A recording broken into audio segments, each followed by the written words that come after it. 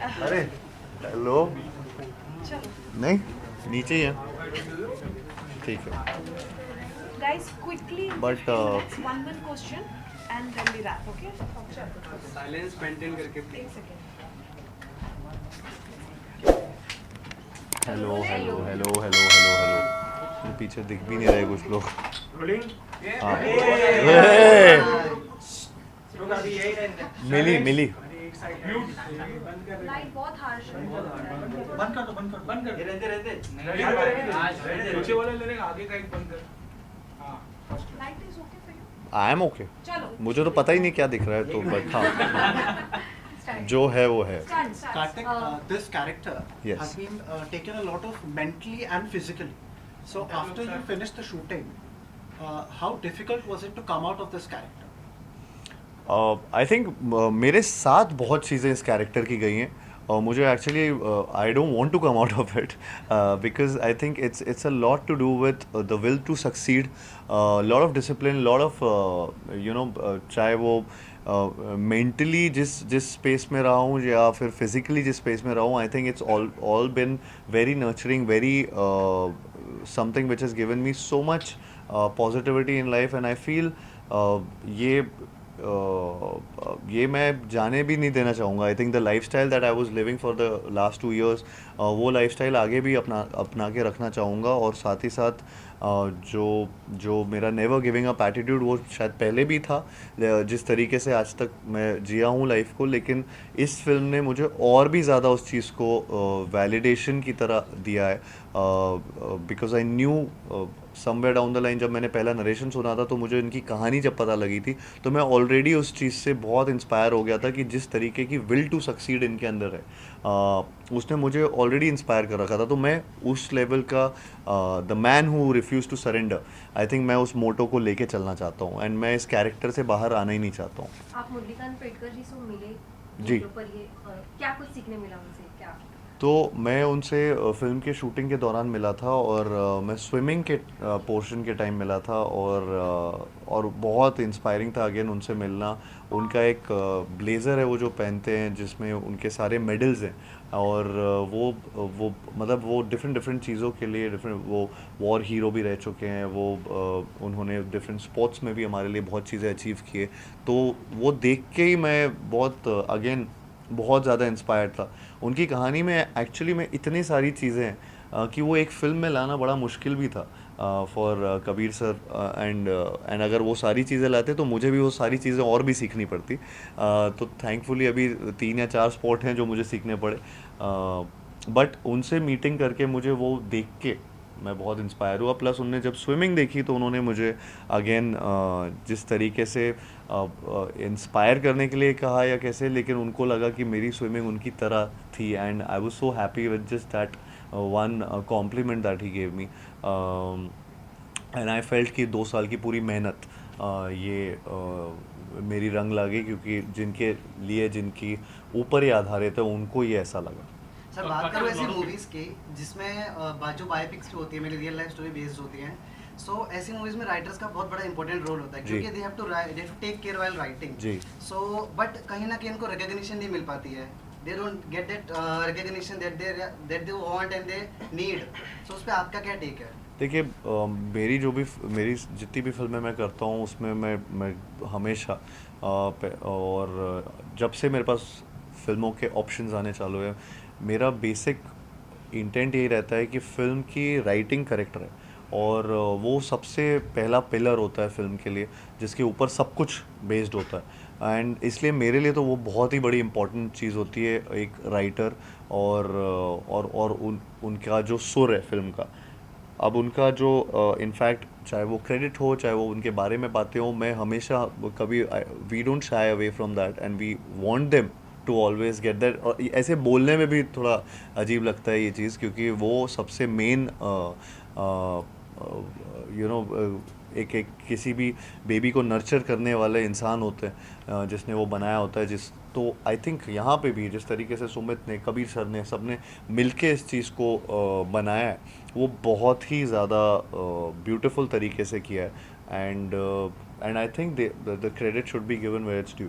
Karthik, a lot of people associate you with the boy next door image. do you think this film is that your effort to consciously break away from the definition? अभी मतलब मैं इससे पहले Freddy भी कर चुका हूँ, धमाका भी किया है, और माई लास्ट रिलीज वो सत्य प्रेम की का था, एंड नाउ दिस। सो पता नहीं मैं कॉन्शियसली कर रहा हूँ या स्ट्रैटेजिक है, but I think my gut instinct जो मुझे आता है वो मैं उसको फॉलो कर रहा हूँ। शायद वो यही चाह रही है कि मैं अलग अलग करता रहूँ चीज़ें, लेकिन वो अपने आप हो रहा है। मेरे पास जो फिल्में आ रही हैं मैं उनमें से बस जब सुनता हूँ तब डिसाइड करता हूँ, इररिस्पेक्टिव ऑफ द जॉनर, कि नहीं यार ये मेरे स्ट्रैटेजी में नहीं बैठ रहा है, ऐसा नहीं सोचता हूँ।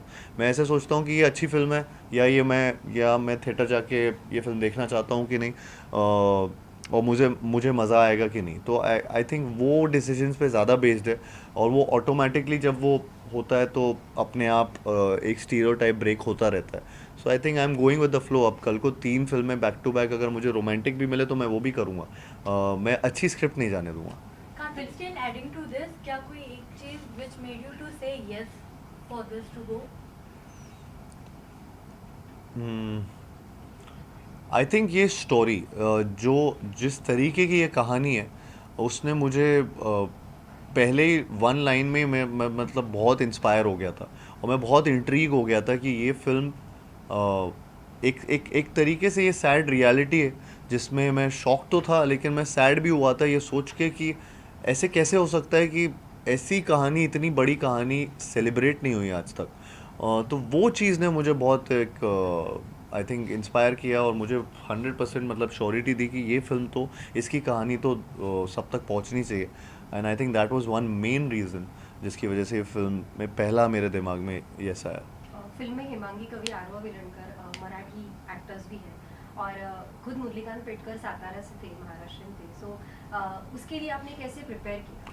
मेरा और उनके साथ काम करने का एक्सपीरियंस कैसा? आई थिंक मैं पूरी कास्ट का ही बोलूँगा, धन्यवाद बोलूँगा पूरी कास्ट को, कि जिस तरीके से, और उसमें भी जिस तरीके से कबीर सर ने हम सबको कास्ट किया इस फिल्म में, वो बहुत ही यूनिक था। मैं बहुत मैक्सिमम लोगों के साथ फर्स्ट टाइम ही काम कर रहा था, एंड जिस तरीके की कास्टिंग है, जब आप फिल्म देखेंगे तो आपको वो उनकी यूनिकनेस समझ आएगी, क्योंकि वो बहुत ही एक अलग सा एक फैमिली रिलेशनशिप है, एक कोच और स्टूडेंट का एक रिलेशनशिप है। यहाँ पे इस फिल्म में बहुत ऐसे डायमेंशंस हैं, और वो बहुत ब्यूटीफुली अगेन रिटन है। सो आई फील कि ये मैं थैंकफुल हूँ पूरे कास्ट का हमारी, जिन्होंने एक्चुअली, जिनके काम की वजह से शायद मेरा काम भी और अच्छा दिखता है। एंड हमारे यहाँ पे बहुत सारे ऐसे डायलेक्ट सीन्स थे जिसमें डायलेक्ट, क्योंकि पूरी पिक्चर हिंदी में, लेकिन क्योंकि मराठी थोड़ा सा होना था तो उसमें बहुत डायलेक्ट का यूज़ हुआ है, कि कहीं कहीं वर्ड्स की नहीं की जगह नहीं बोल दिया, चैम्पियन की जगह चैम्पियन बोल रहा है, चैम्पियन हूँ मैं की जगह है मैं। सो वो सारी चीज़ों में बहुत वर्क किया है, तो उस तरीके से डायलॉग को लिखा गया था और उसका सुर बनाया गया था। एंड तो वो सब चीज़ें मुझे बहुत हेल्प भी किए हैं to build a distinct character from what I have done before in any film. या Hardik, first of all huge congratulations for the Chandu champion. जैसे कि Thank हमने you. देखा है कि हर चंदू एक चैंपियन है, तो मेरे फादर साहब का नाम है चंदू, सो of course champion for me. क्या कहना रहेगा, जिस तरीके से हमने आपके अक्सर फिल्मों में देखा है कि म्यूजिक का काफ़ी एक अच्छा प्रभाव रहा है, चाहे अभी इस फिल्म में प्रीतम दा कंपोज कर रहे हैं, सो आपका और प्रीतम दा का अच्छा खासा कॉम्बिनेशन हमने देखा है, जैसे कि चाहे वो भूल भुलैया हो, चंदू चैंपियन हो, या फिर इसके पहले भी बहुत सारे आपने प्रोजेक्ट पेश किया था हो, तो किस तरीके से आप इस म्यूजिक कॉम्पोजिशन को देखते हो और किस तरीके से कॉम्बो आपको लगता है? आई थिंक बहुत ही अच्छा कॉम्पोजिशन किया है, और ये पूरी एल्बम बहुत ही ज़्यादा अच्छी बनाई हुई है, जिसमें मेरा अभी रिसेंटली इनफैक्ट एक गाना लॉन्च हुआ जो सरफिरा गाना है, वो मुझे बहुत ज़्यादा पसंद है, उसकी मेलोडी। एंड इनफैक्ट वो फिल्म में जिस तरीके से, इसमें तो बॉडी ट्रांसफॉर्मेशन ज़्यादा दिखाया था सरफिरा में, लेकिन जिस तरीके से वो फिल्म में जब आता है वो बहुत इंस्पायर करेगा लोगों को, और वो बहुत मतलब गूज़बम्प मोमेंट है जब वो गाना आता है फिल्म में। मुझे लगता है कि उसके अलावा चैम्पियन जो सॉन्ग है, जो कि तू है चैम्पियन, वो तो एंथम बन चुका है, और वो आई थिंक बहुत ऐसे रेयरली आपकी फिल्म में ऐसे गाने आते हैं जो किसी भी सिचुएशन में कहीं ना कहीं आजकल, चाहे वो आप कोई ऐप खोलो, चाहे कहीं पे भी जाओ, आपको वो तू है चैम्पियन कहीं ना कहीं दिख जाता है किसी के उस पर फीड पे या किसी भी जगह पे। तो वो ऐसा सा गाना उन्होंने एंथम बना दिया है प्रीतम दा ने, जो बहुत ही आई थिंक हमारे फिल्म के लिए भी एक इम्पॉर्टेंट म्यूज़िक रहा, सॉन्ग रहा है। प्लस उसके अलावा आई थिंक सत्यानाश ने तो ऑलरेडी बहुत सारे सत्यानाश रील बन चुके हैं, उसमें उसमें बहुत चीज़ें हो चुकी, तो उसका तो मैं क्या ही बोलूँगा। बट दे आर ऑल, मैं जैसे जैसे ये नाम भी लेता जा रहा हूँ गानों के, वो सारे के सारे एक दूसरे से इतने अलग हैं, इतना अच्छा उनका कॉम्बिनेशन है। सो आई थिंक वो बहुत अच्छे से प्रीतम दा की वही क्वालिटी की एक एल्बम में वो डिस्टिंक्ट गाने बनाते हैं, और अभी तो सारे रिलीज़ भी नहीं किए एक्चुअली। सो वो बहुत ही अलग अलग गाने हैं पूरी फिल्म में, और आपको वो दिखेगा बस 2 दिन बाद। A lot of video biopics are not able to, create magic at the box office. So, how different is Chandu Champion from all the biopics we have seen? And is there pressure of Bollywood box office outcome?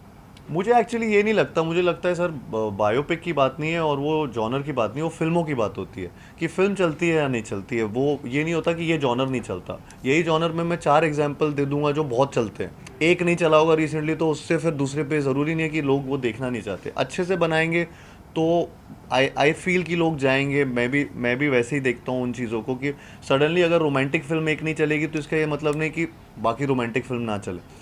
वो genre का नहीं होता कहने का मतलब है। वो I think meaning वो है कि फिल्में चलती हैं या नहीं चलती हैं। तो आई फील कि इसमें, और ये सिर्फ एक ये स्पोर्ट्स बायोपिक पहली बार तो नहीं है, ये एक्चुअली में एक जर्नी है किसी इंसान की, जिन्होंने आप एक स्पोर्ट्स बायोपिक जब भी देखते हो तो एक स्पोर्ट देख रहे होते हो और उसी में सब कुछ होता है, उसकी हार उसकी जीत उस इंसान की। इस फिल्म में एक्चुअली इसकी यूनिकनेस ही ये है कि ये स्पोर्ट्स इसका एक बैकड्रॉप है। इसमें he is a war hero, he is someone जिनकी लाइफ में बहुत चीज़ें हुई हैं जिसमें स्पोर्ट्स भी एक पार्ट है। और उन्होंने स्पोर्ट्स में भी बहुत चीज़ें अचीव की। उन्होंने अपने सोल्जर वाले जब उनका एक एज ग्रुप था जिसमें वो सोल्जर थे, उसमें भी उन्होंने बहुत चीज़ें अचीव की हैं। उसके अलावा उनके लाइफ में क्या क्या हुआ, तो ये एक प्रॉपर एक जर्नी है एक इंसान की, जिसमें बहुत अलग अलग चीज़ें हैं। तो मैंने कभी ऐसी बायोपिक ना देखी है ना सुना है इसके बारे में। इनफैक्ट वेस्ट में या बाहर ऐसी फिल्में होती हैं जिनमें वो बहुत कम अचीवमेंट्स में भी ऐसे सेलिब्रेट करते हैं जो हम तक भी पहुंच जाती हैं वो फिल्में। लेकिन हमारे यहाँ इतनी ऐसी एक्चुअली में कहानियाँ हैं जिनके जो अनसंग हीरो हैं, जिनमें से मुरलीकांत पेटकर जी एक अनसंग हीरो हैं, जिनकी कहानी एक्चुअली इंडिया का नाम बाहर तक रोशन किया है। उसको तो एक्चुअली में सबको जानना चाहिए। तो मुझे लगता है ये बहुत यूनिक कहानी है, जिसमें वो रेसलर भी रहे हैं, जिसमें वो बॉक्सर भी रहे हैं, जिसमें वो स्विमर भी रहे हैं, जिसमें वो अलग अलग और भी स्पोर्ट्स से हम दिखाते तो इसके अलग अलग सीक्वेंस बनने पड़ते। तो वो इतना नहीं दिखा सकते। तो वो सब बेस्ट पोर्शन मिला के जो कबीर सर और मुरली सर को लगा कि ये करेक्ट है, आई थिंक वैसे करके ये फिल्म बनाई। तो ये यूनिक मुझे लगा, बहुत अलग किस्म का एक चाहे आप बायोपिक बोलें चाहे आप उसको एक human story, it's a story. ये ट्रायम्फ की कहानी है एक ह्यूमन स्पिरिट की, एंड विच आई थिंक सब लोग को रिलेट कर पाती है हर बार। Last two Karthik, did questions. you have any kind of emotional breakdown while shooting for the film? A lot of times actually मुझे एक दो सीन में ऐसा हुआ था कि इमोशनल ब्रेकडाउन हुआ था बहुत ज़्यादा, बिकॉज़ वो मैं बहुत रिलेट कर पाया था उस चीज़ को। और कहीं ना कहीं मतलब मैं पर्सनल तो नहीं बोलूँगा, लेकिन मैं वैसे बोलूँगा कि ये इनकी कहानी में ऐसे ऐसे मोड़ हैं, ऐसे ऐसे लो पॉइंट्स हैं जिसमें मुझे जेन्युइनली, और मैं उस टाइम एक्चुअली उस कैरेक्टर के बारे में सोच रहा होता हूँ तो मैं 2 साल से 1.5 साल से सिर्फ यही 2.5 साल से यही कैरेक्टर जी रहा था।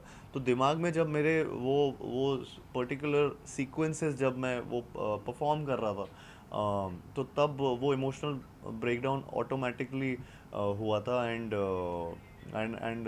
आई थिंक स्पेशली जो एक जो ट्रेलर के एंड पे आप मैं हर उस चंदू के लिए लड़ना चाहता हूँ जो चैम्पियन बन सकता है, वो जो लाइन जब वो पूरा एक वो काइंड ऑफ एक सीन है, उसमें ये हुआ था। कार्तिक, एक बायोपिक करना उतना इजी नहीं होता, क्योंकि किसी पर्टिकुलर इंसान को एक बड़े पर्दे पे आप दर्शाते हो जी। तो ये भी आपके ऊपर प्रेशर रहता है कि वो रियल लगे ना लगे। तो उस चीज़ को लेकर आप अपने आप को कितना प्रिपेयर रखते हो एक बायोपिक में, और इमेजिनरी स्क्रिप्ट पे काम करना कितना इंटरेस्टिंग होता है और एक बायोपिक पे काम करना कितना इंटरेस्टिंग होता है? तो मेरे लिए फर्स्ट टाइम था कि मैं किसी रियल इंसान पे एक फ़िल्म कर रहा था। मुझे नहीं पता था कि ये इसका अप्रोच कैसे किया जाता था या क्या करते हैं लोग। और यहाँ पे मेरे पास एक चीज़ और डिफ़िकल्ट चीज़ थी कि कोई रेफरेंस पॉइंट नहीं था।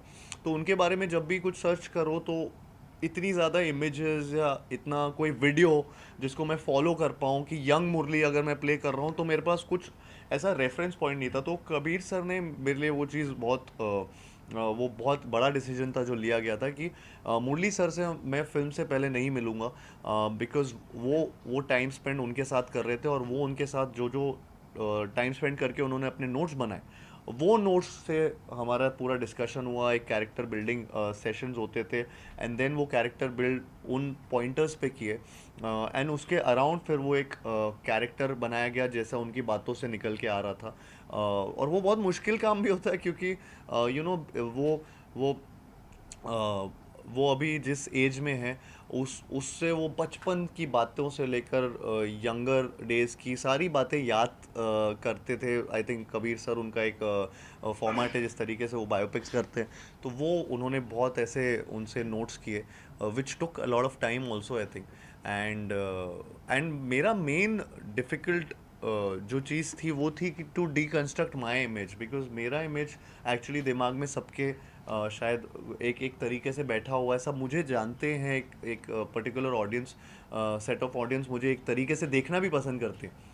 तो वो डीकंस्ट्रक्ट करना और मुझे यहाँ पे जो चंदू चैम्पियन में एक विदाउट रेफरेंस लोगों के दिमाग में डालना कि ये वो हैं was a difficult task. And somewhere down the line अभी जितने रिएक्शंस आ रहे हैं थैंकफुली वो ऐसा लग रहा है कि कुछ सही चल रहा है। सर, ऐसे जैसा movies कि आपने आपने multiple टॉर्च बेयरर, sports- जैसा कि आपने बताया कि बहुत सारी तैयारियां की आपने, कुछ ऐसा था जो तैयारी नहीं करनी पड़ी, आप बाय डिफॉल्ट आपको आती थी?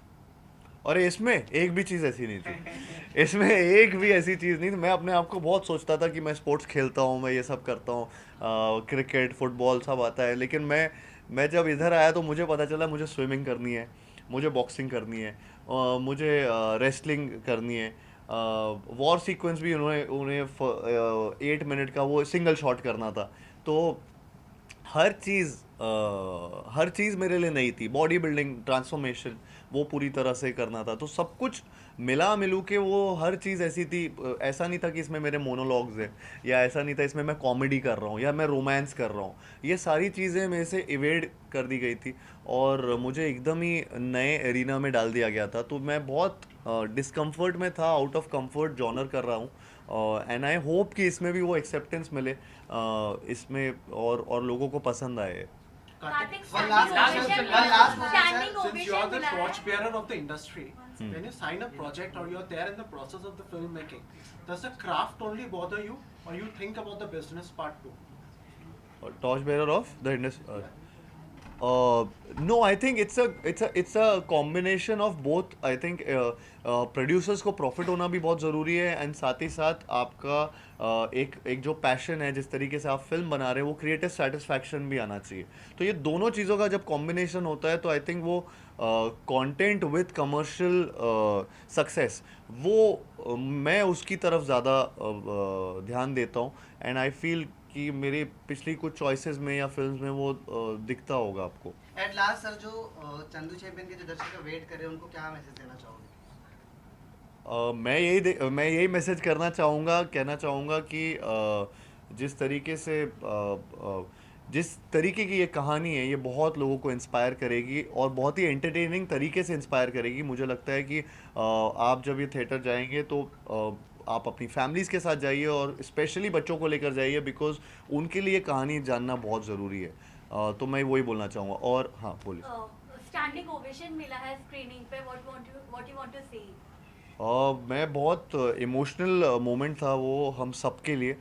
ये जो स्क्रीनिंग की गई थी जिसमें मुरली सर ने पहली बार फिल्म देखी, और एंड उनके साथ आर्मी चीफ भी थे एंड साथ ही साथ वाइस आर्मी चीफ भी थे, तो उनके लिए भी बहुत ही, सबके लिए, हमारे लिए इमोशनल मोमेंट था कि एक जो सोल्जर इंडियन आर्मी के रहे हैं उनकी फिल्म उन पे आधारित, उनके आर्मी चीफ, उनके वाइस आर्मी चीफ और सारे इतने सारे आर्मी पर्सनल सब देख रहे हैं वहाँ पे उनके साथ वो फिल्म, प्लस जिस तरीके से उनको स्टैंडिंग ओवेशन इस फिल्म को मिला, I think we were all teary eyed over there because ये बहुत मेहनत से बनाई है फिल्म और दो ढाई साल की मेहनत है सबकी।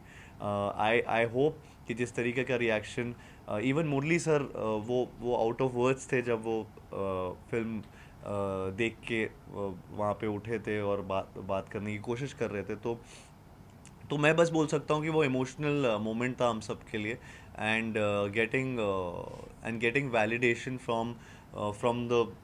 from them was a big thing.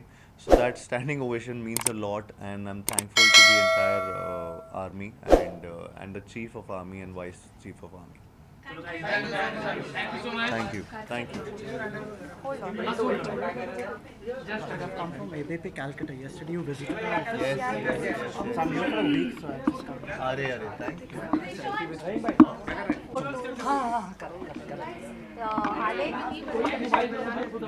अभिषेक अंजन लोग इधर ही खड़े रहो, इधर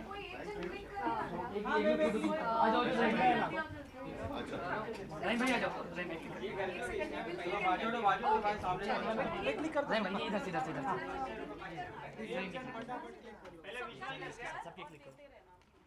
भाई जल्दी आ जाओ, आ जाओ यहाँ से।